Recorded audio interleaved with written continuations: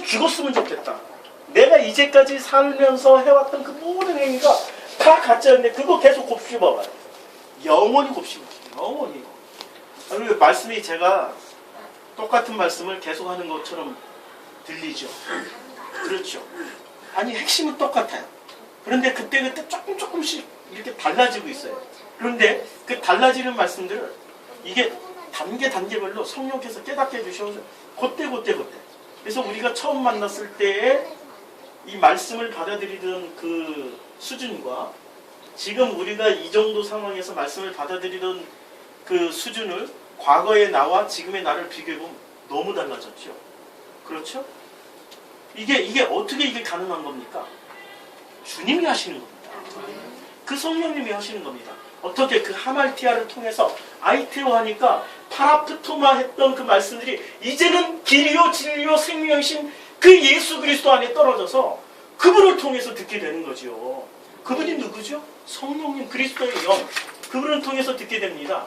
그래서 우리가 이제 또 이제 우리는 하마르티아를 통해서 파라프토마가 뭐가 이제 잘못된지를 알았죠. 이제 말씀을 제대로 들었어요. 근데 그렇게 못 듣는 사람들은 전부 다 하말티아의 죄를 통하여서 파라프토마 옆에다만 씨를 뿌리고 있습니다. 계속 진리신 예수 그리스도를 통해 그분에게 씨를 안 뿌리고 옆에다만 씨를 뿌리고 있습니다. 파라프토마. 그 다음에 나오는 죄가 무슨 죄냐면 오펠레이마입니다. 오펠레이마. 이 오펠레이마는 마태복음 6장 12절에 나온 말씀인데 우리가 우리에게 죄진 자를 사하여 준 것 같이 우리의 죄를 도대체 우리의 죄를 어떻게 사하여? 죄를 알아야 사하여 주잖아요. 근데 우리가 우리의 죄를 어떻게 사하여 줘요? 이 말씀이 이해가 됩니까? 우리가 우리 죄를 사할 수 있다고 생각하십니까? 근데 성경은 지금 누가 말씀하고 있어요? 주님이 직접 말씀해요. 우리가 우리 죄를 사하여 줍니다. 마태복음 6장 12절 우리가 우리 죄를 어떻게 사하여 줘요? 희한하죠. 어떻게 이게 가능하죠? 이상하죠. 이건 무슨 얘기냐면 간단하게 이렇게 생각하시면 됩니다. 내가 잘못 알았던 것을 제대로 알게 되는 순간 제대로 안 것이 우리를 죄에서 해방시켜 준다는 말씀입니다. 그래서 말씀은 들음에서 나오고 들음은 그리스도의 말씀입니다. 믿음은 말씀에서 나오고 그 말씀은 그리스도의 말씀이라고 로마서 10장 19절에 말씀하고 있지 않습니까? 계속 들어야 되는 겁니다. 죽을 때까지 들어야 됩니다.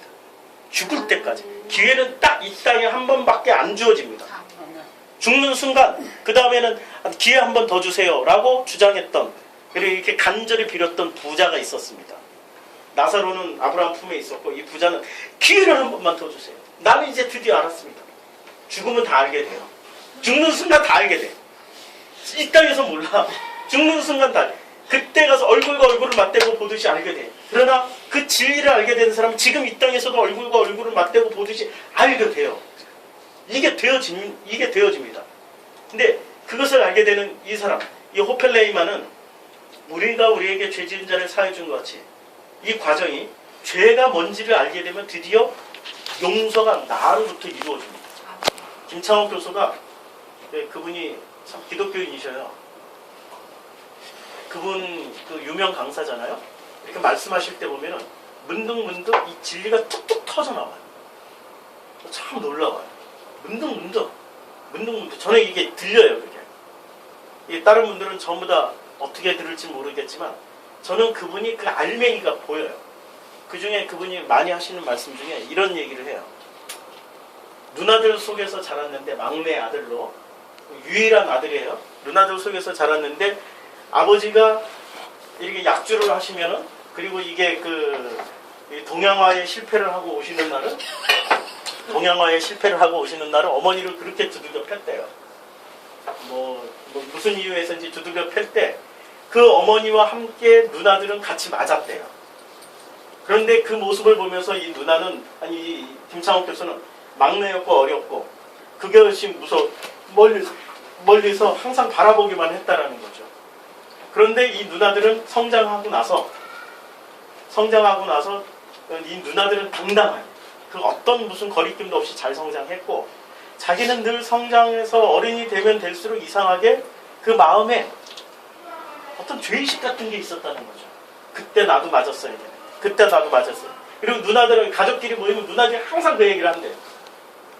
막 항상 꿈만 주면서 막 다 성장한 어른인데도 너는 나빠, 너는 나빠. 우리는 같이 맞아줬잖아. 우리는 엄마 고난을 동참했잖아. 너는 나빠, 너는 나빠 했는데 김창욱 교수가 늘 그런 그 피해 의식 때문에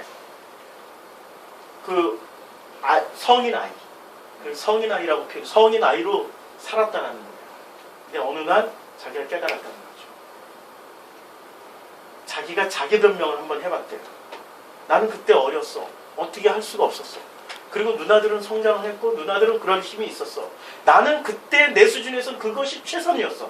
그렇게 할 수밖에 없었어. 자기 변명을 한번 하고 났더니 마음이 편해지더라는 거예요. 그 죄의식에서 벗어나기 시작한 거예요. 죄의식에서 벗어나가지고 이게 바로 평안이구나 느끼기 시작한 거예요. 그 죄의식에서 묶어놓은 게 무엇이 묶어놨습니까? 하말티아. 그리고 끊임없이 누나들의 파라피토 정지하고 있는 거야. 길가에다 뿌려놓고. 오펠레이마는 뭡니까?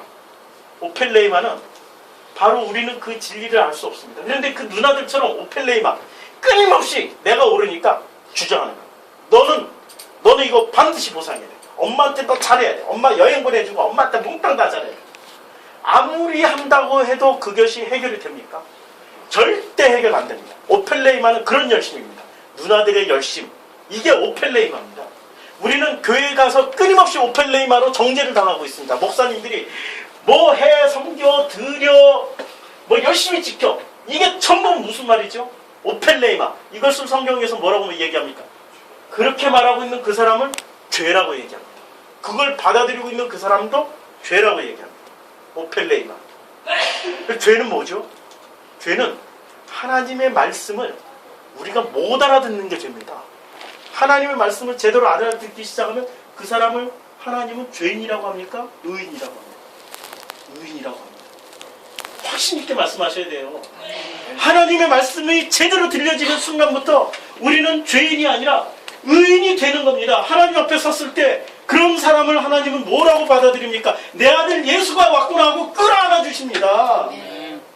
그렇게 알아듣기 시작하는 사람들은 하나님 앞에 섰을 때 더 이상 죄인으로 서는 게 아니라 하나님의 아들로 섭니다. 그래서 아들을 선택해서 12명을 선택해서 지금 앞에다 앉혀놓고 그 말씀을 하시는 거죠. 이게 오늘 성경 본문 말씀입니다. 그런데 주님은 말씀하실 때 전부 다 뭐로 말씀하시죠? 비유로 말씀하시죠. 이 오펠레이마가 왜 어렵냐면 이 비유를 가지고 말씀하셨기 때문에 사람들이 전부 다 오해를 해가지고 하말티아, 죄를 짓고 그것을 또 자기가 해석한 것을 가지고 열심을 내가지고 가르치는 그런 일을 하고 그리고 오펠레이아는 그 의지를 가지고 살아가는 겁니다. 그 의지를 가지고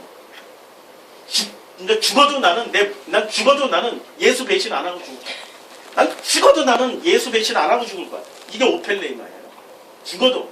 그래서 이 오펠레이마가 심한 사람들은 이슬람 들어오는 거 뭐 막아야 된다, 뭐 해야 된다, 이러고 그냥 거품 물고 복음의 본질은 뒷전. 복음의 본질은 뒷전이고 전투하는데 모든 에너지를 다 써요. 전투하는데 무슨 여호와 증인도 막아야 된다, 뭐 어디도 모든 이단 다 두드려 막았는데 심지어는 하나 더 해가지고 뭐 게이 동성애 들어오는 것도 막아야 된다. 이 전부 다 오펠레이마라니까. 세상은 그리로 가요. 반드시 그리로 가게 돼 있어요. 세상은 반드시 그 길로 가게 돼 있어요. 거기서 멋지게 구원투수로 등장하시는 분들이 바로 종교를 통합하자 하시는 분들이 이제 멋지게 구원투수로 등장해가지고 뭐 이렇게 될 수도 있죠. 세상은 그 길로 가게 돼 있어요. 거기에 에너지 쏟지 마시고 정말로 어디에 에너지를 쏟아야 됩니까? 그 진리에 그 말씀에 우리가 쏟아 부어야 됩니다. 근데 그 말씀을 깨닫는데 어려워요. 왜 어렵냐면 주님 와서 전부 다 비유로만 말씀하셨습니다. 마가복음 4장 11절에 보면 이르시되 하나님의 나라의 비밀을 너에게 주었으되 외인들에게 모든 것을 비유로 하나니. 비밀은 누구에게 주었어요? 12제자들 지금 아들들에게 주었습니다. 우리는 비밀을 받았어요. 그런데 그 비밀을 또 뭐로 말씀하셨어요? 비유로 말씀하셨습니다. 이 비유로 말씀하시고 주님이 또 4장 13절에 이렇게 말씀하셨어요. 또 이르시되 너희가 이 비유를 알지 못할지 어떻게 모든 비유를 알겠냐? 비유를 알지 못하니까 모든 비유를 알지 못하는 거죠. 비유를 아세요? 이 세상의 것으로 비유를 해서 말씀하신 거고.